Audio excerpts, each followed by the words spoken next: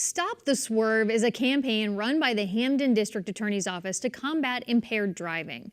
The campaign includes a PSA and billboard contest for high school students to warn their peers of the dangers of driving under the influence. And Carolee McGrath sat down with District Attorney Anthony Gallooni to learn more.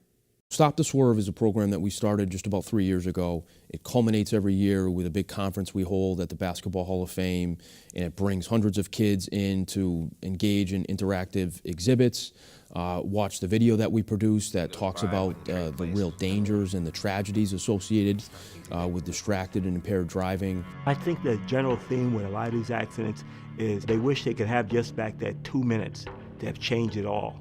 2 minutes to change it all. To change what happened in a split second, which changed lives forever.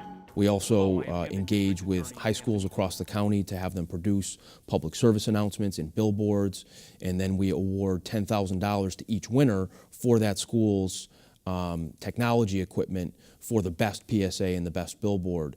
And then that PSA is played on TV and the billboard is displayed by the generosity of Lamar Billboards. So it's really important, we think, to engage in prevention and education around this issue, which is so much more prominent now when you look at the fact that we're just this season, we're approaching proms and other events like that, but also we're trying to speak to 15, 16, and 17-year-old kids who are about to get their license, just got it, or have had it for a short period of time, and instill, important lessons and good habits as they begin their lives as drivers on the road to make sure that they are safe, their passengers in their cars are safe, and all of us on the road are safe as they drive, particularly around the issues of drinking and driving, drug driving now, which is a much more significant problem with the issues around marijuana being legalized. Let's talk about that a little bit, Sure. because I know that that's a big challenge for law enforcement to determine if they, pull somebody over. How are they handling that?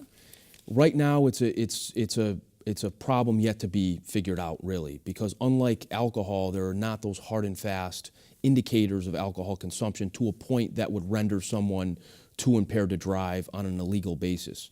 With marijuana, we cannot test the blood to determine amounts of THC or marijuana in the system like we can with a breath test or a blood test for alcohol. And furthermore, the signs of one's marijuana use might not be as obvious as they are with alcohol. So for law enforcement, it's really going to be catching up with the law, figuring out at some point how we can determine this on a more certain basis, whether it's scientifically catching up or otherwise. But we're focused, as a result, on educating young drivers in particular about the dangers of smoking marijuana and getting in a car. So hopefully we don't have those law enforcement issues down the road, and educating people again on what's wise and what isn't as they're 16 and 17, learning those good practices. Right, and now you talked about that age group of 15, 16, and 17. So the kids who are going to come to your event or be involved in the PSA, you've got them, right? It's the kids that really want to tune you out and ignore you that you have to reach. How do you bridge that gap, and how do you reach out to them? Well, I think precisely is getting those young people who are engaging, who are understanding and appreciating our message to be our ambassadors.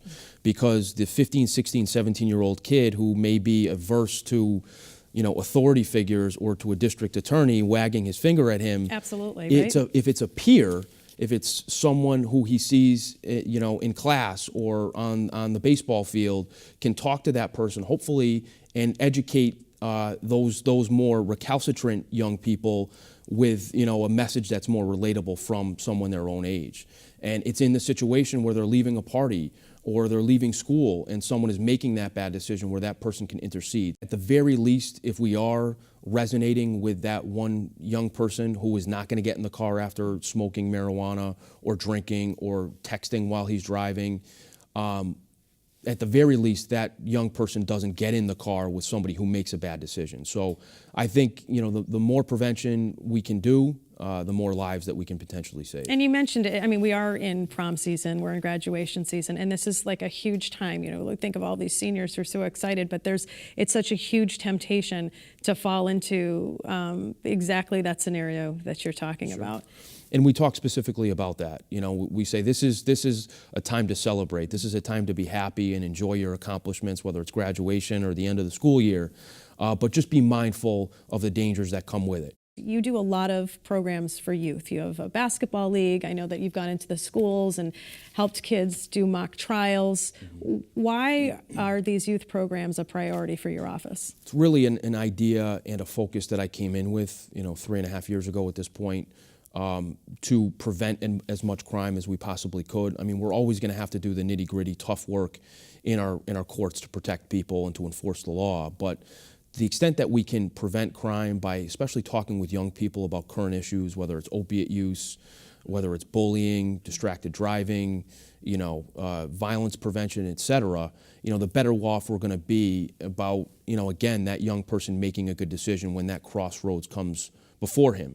And I think, looking at the long view of success in this county around public safety, I think we're really going to have great results from all this work we're doing with young people going into grade schools, right. Talking about bullying and social media responsibility. I think this is going to redound to public safety for years and years to come, and that's really our objective. All right, Anthony Galloni, thank you so much.